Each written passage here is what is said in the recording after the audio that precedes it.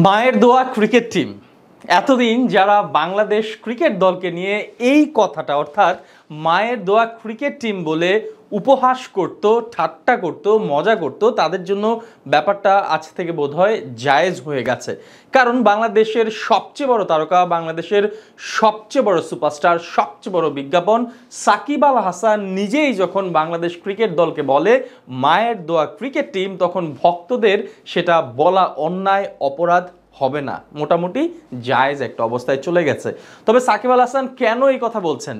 বাংলাদেশ দলের ক্রিকেটার, বাংলাদেশ দলের সবচেয়ে অভিজ্ঞ ক্রিকেটারদের একজন, বাংলাদেশ দলের সবচেয়ে বড় সুপারস্টার কেন এই কথাটা বলল বাংলাদেশ দলকে নিয়ে?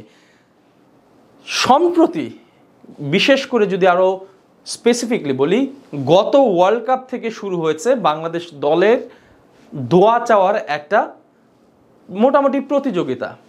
প্রায় সব জায়গাতেই বাংলাদেশের ক্রিকেটারদের এখন একটা কথা বলতে শোনা যায়, আমাদের জন্য দোয়া করবেন, দোয়া ছাড়া তো আর কিছুই করার নেই, দোয়া চাওয়া ছাড়া আর কি করার থাকতে পারে, এমন বিভিন্ন কথা বিভিন্ন সময় বিভিন্ন গণমাধ্যমে ক্রিকেটাররা বলে থাকেন। দোয়া চাওয়াটা খারাপ কিছু না, দোষের কিছু না, কিন্তু তখনই এটা নিয়ে প্রশ্ন উঠে যায় যখন আপনি দোয়া চাচ্ছেন 20 বার, রান করতে পারছেন না 20টা, তখন আসলে প্রশ্ন উঠে যায়। আপনাদের জন্য অবশ্যই বাংলাদেশের মানুষ দোয়া করে, কিন্তু আপনাদের তো সেই দোয়ার বিপরীতে চেষ্টাটাও করতে হবে। শুধু দোয়াতে তো আর কাজ হবে না, দোয়ার সঙ্গে ক্রিকেটারদের সেই অধ্যাবসায়, সেই পরিশ্রমের মাধ্যমে ভালো খেলার চেষ্টা করতে হবে।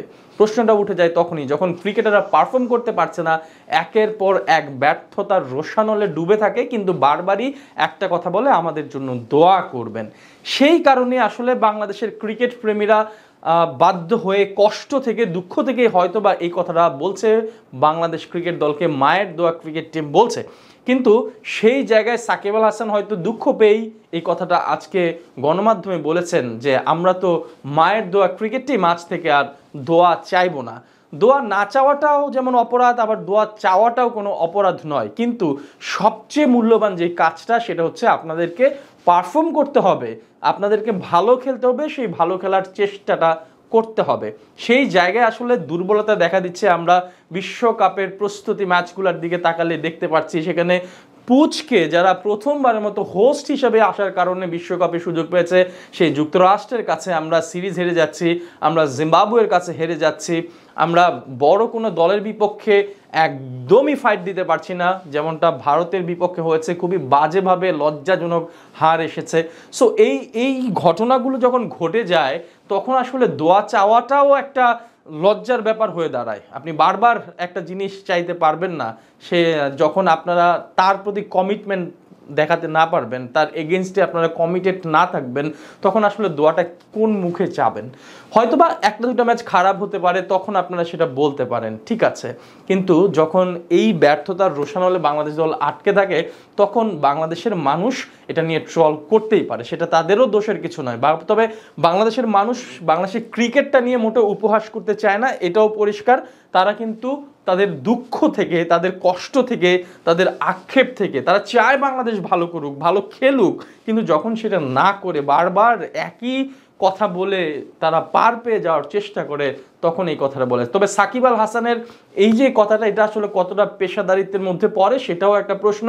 বিশ্বকাপের মতো মঞ্চে এত বড় একটা জায়গায় গিয়ে সাকিব আল হাসান এভাবে একটা হাস্যরসাত্মক কথা না বললেও তার প্রফেশনালিজমের পরিচয় দিতে পারতেন, দরকার ছিল না। হয়তো এই বিষয়টা নিয়ে এখন আরও কথা হবে, বিশ্বকাপের আগে মাঠের বাইরের কথাগুলো হওয়াটা খুব বেশি মানানসই না, এবং এগুলা খুব ভালো মেসেজ দেয় না। বিশ্বকাপে আপনারা শুধুমাত্র সব কিছুকে দূরে ফেলে মাঠের খেলাটাতে ফোকাস যদি দিতে পারেন, তাহলে হয়তো বা সবচেয়ে ভালো হতো, এবং সেটাই হওয়া উচিত। এখন সব কিছু ভুলে পারফর্ম করে বাংলাদেশকে জয় এনে দেন, বিশ্বাস করেন, একটা জয় এনে দেন বাংলাদেশকে, বাংলাদেশের মানুষ আপনাদের মাথায় তুলে নাচবে। এদেশের মানুষ কতটা ক্রিকেট ভালোবাসে সেটার প্রমাণ আসলে দেওয়ার আর প্রয়োজন হয় না, কারণ সেটা আমরা সেই যখন আইসিসি ট্রফি জিতেছি তখন থেকে বাংলাদেশের মানুষ এই বাঙালি ক্রিকেটের প্রতি তাদের ভালোবাসার বহিঃপ্রকাশ ঘটিয়ে দিয়েছে, এবং বিশ্ব দরবারে সেটা জানানো হয়ে গেছে। বাংলাদেশের মতো এতটা ক্রিকেট পাগল জাতি পৃথিবীতে আর দুইটা নেই, এটা একদম পরীক্ষিত, প্রমাণিত। সো একটা জয় এনে দেন, কোনো ধরনের উপহাস কেউ করবে না, মায়ের দোয়া ক্রিকেট টিম কেউ বলবে না, আপনারা আপনাদের জায়গায় মানুষের ভালোবাসায় সবার মাথার মুকুট হয়ে থাকবেন। বাংলাদেশের দরকার একটা জয়। ক্রিকেটাররা প্লিজ আপনারা আপনাদের খেলাটাতে ফোকাস দেন, মানুষের কথায় কান দিয়েন না।